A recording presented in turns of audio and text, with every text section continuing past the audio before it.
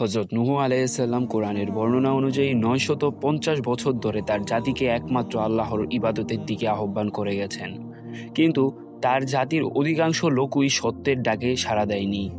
মাত্র ৪০ জন মানুষ নূহ আলাইহিস সালামকে আল্লাহর নবী হিসেবে স্বীকার করেছিলেন, আর বাকিরা তাকে উন্মাদ বলে উপহাস করত এবং নানা ধরনের অত্যাচার চালাতো। এর মধ্যে অন্যতম হচ্ছে তার নৌকাতে পায়খানা করে দেওয়া, যা পরবর্তীতে আল্লাহ তাআলা তাদের জন্য রোগবালাই দূর করার ওষুধ হিসেবে ব্যবহার করেছিলেন।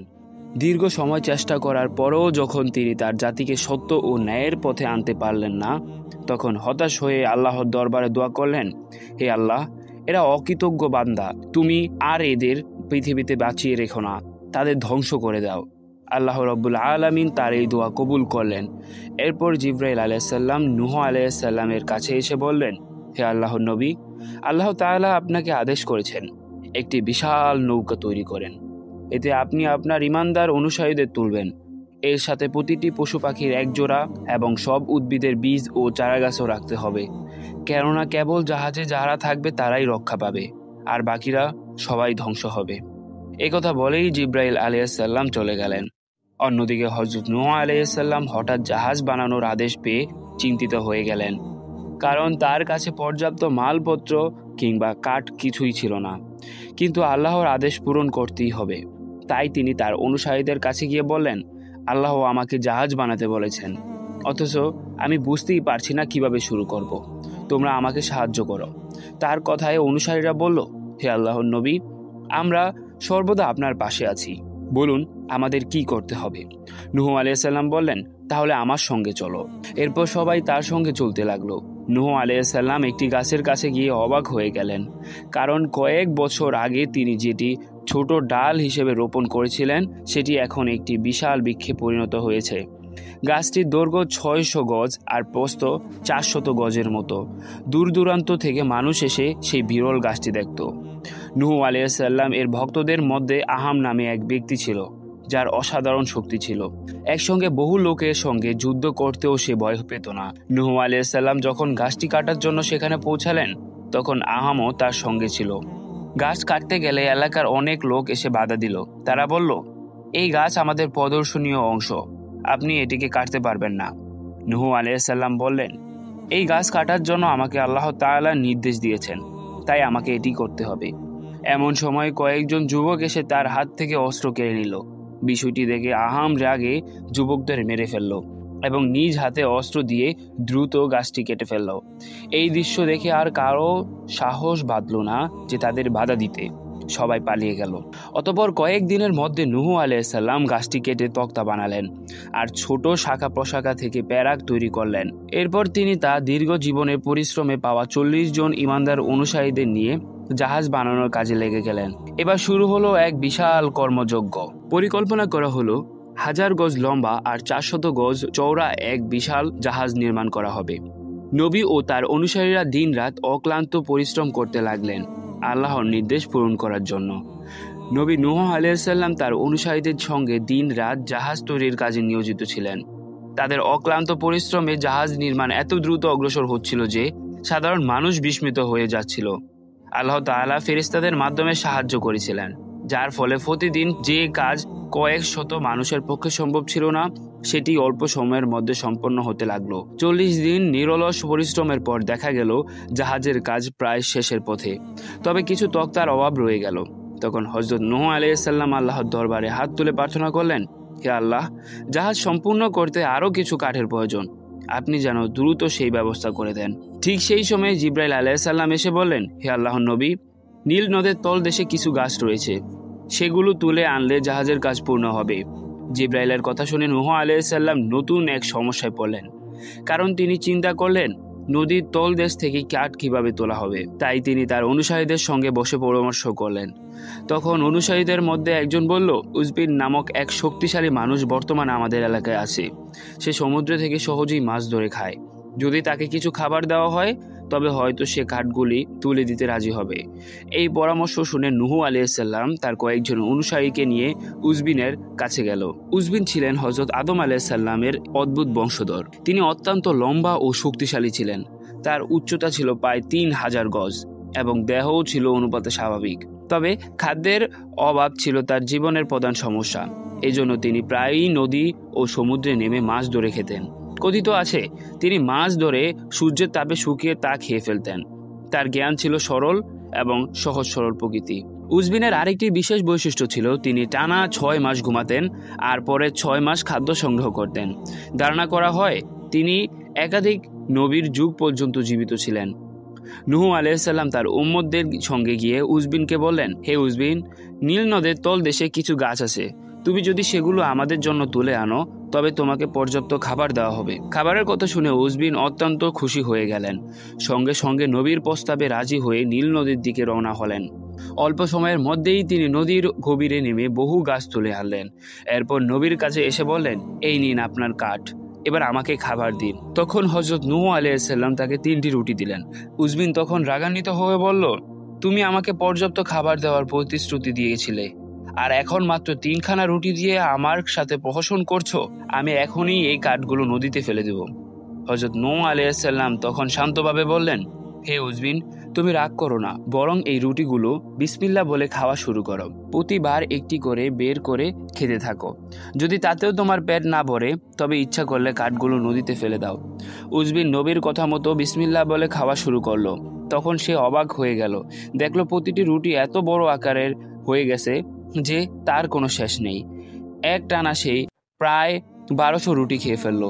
শেষে সে হেসে বলল, হে নবী, অনেকদিন পর আমি পেট ভরে খেতে পারলাম, এজন্য তোমাকে অসংখ্য ধন্যবাদ।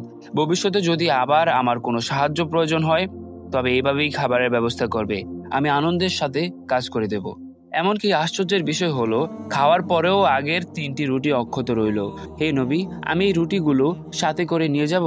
নূহ আলাইহিস সালাম বললেন, হ্যাঁ, এগুলো তোমার জন্যই, তবে মনে রেখো এই রুটি অনেক দিন তোমাকে টিকিয়ে রাখবে। উজবিন খুশি মনে রুটি নিয়ে চলে গেল।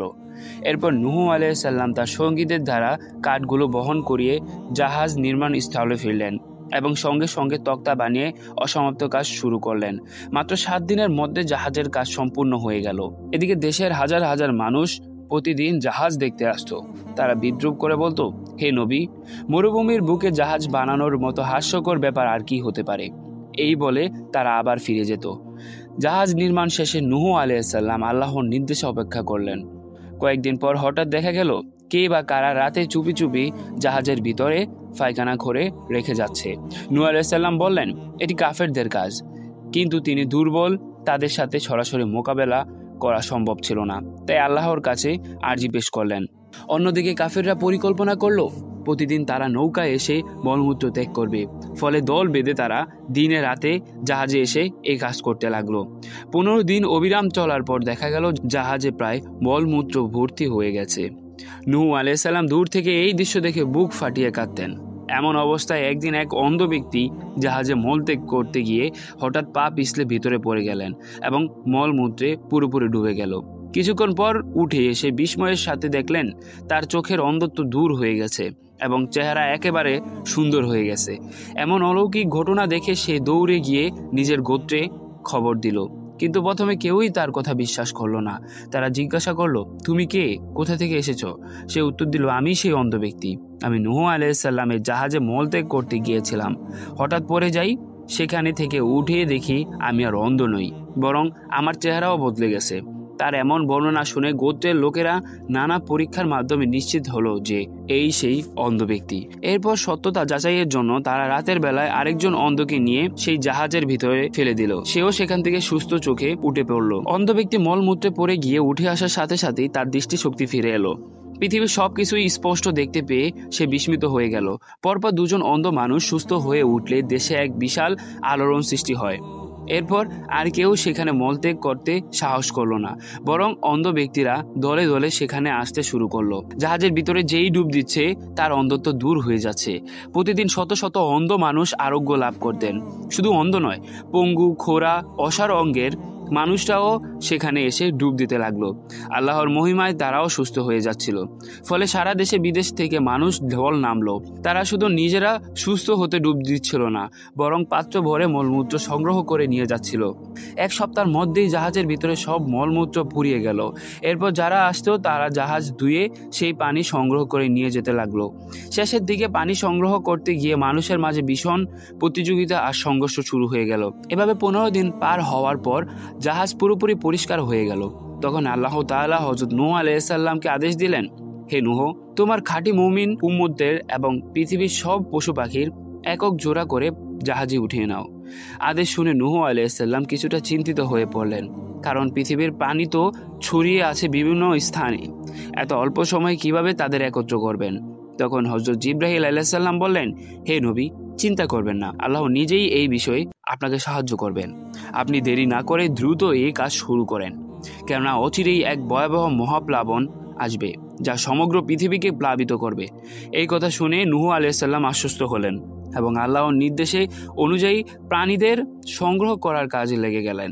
তিনি নানান অঞ্চলে সফর করলেন এবং যতটা সম্ভব প্রাণী ও উদ্ভিদ সংগ্রহ করলেন। নিজের আত্মীয় স্বজনদের সতর্ক করে বলেছিলেন, শীঘ্রই এক মহা বিপদ আসছে, তোমরা জাহাজে আশ্রয় নাও।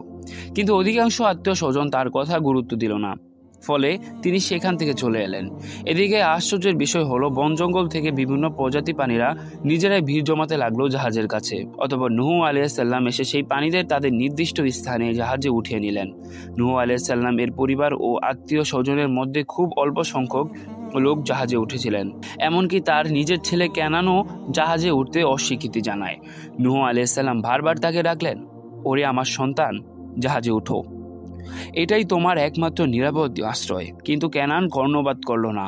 শেষবার তিনি ক্রোধ ভরে বললেন, ওরে শয়তান, তাড়াতাড়ি উঠে এসো জাহাজে। এই সময় শয়তান ইবলিশ মানুষের অলক্ষ্যে চুপিসারে লাফ দিয়ে জাহাজে উঠে গেল, কিন্তু কেনান উঠল না।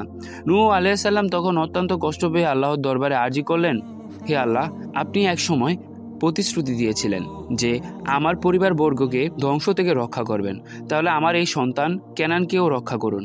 তখন আল্লাহ রব্বুল আলামিন জবাব দিলেন, হে নূহ, তুমি আল্লাহর নবী আর কেনান কাফের, সে তোমার পরিবারবর্গের অন্তর্ভুক্ত নয়, সুতরাং তাকে ছেড়ে দাও। অতঃপর নূহ আলাইহিস সালাম আল্লাহর নির্দেশ মেনে নিলেন এবং তার নির্মিত জাহাজে ঈমানদার সাথীদের নিয়ে যাত্রা শুরু করলেন।